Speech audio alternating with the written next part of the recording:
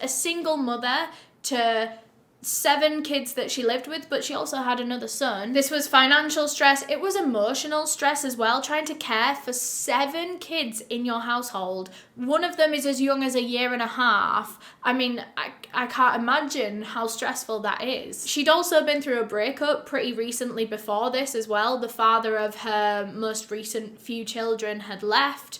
And of course, now that meant she had less money, less help looking after the kids. It was a huge, huge change. She might have felt all these different feelings that you feel with a breakup as well, the heartbreak and the anxiety and being out there by yourself now. And there had been so many warning signs in the run-up to this event that were either missed or overlooked. For example, her whole outlook on life, her whole perspective completely changed in the months before the massacre. Raina's religious views were suddenly becoming very extreme and strict. She believed that she was the chosen one, like she was some kind of special prophet. She would travel from church to church and ask for advice and seek counsel and share her sins. Raina herself, pretty much all her life before this incident, had smoked marijuana, and quite a lot of it as well. She used to smoke like 20 joints a day. And about a month before the massacre, she decided to ban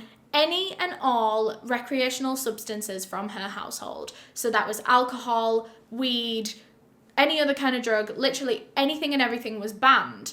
And this was a woman that so avidly used it her whole life. Since she was a teenager, she'd been smoking marijuana. And for her to have this sudden and complete switch in mindset towards it should have been something that was maybe looked into by her friends and family. You know, why did her mind change so suddenly and severely? Even in the days before the massacre, she had this sudden urge to cleanse her house and herself, and she felt like there were demons or something like that. So she was doing like an extreme clear out. She was getting rid of all of their stuff. That was probably what she was doing at 2 a.m. on the veranda, because she just kept like picking up kids' toys and just any and every belonging that she had, and she would just throw them out in the yard. She wouldn't take them to a tip or she wouldn't donate them.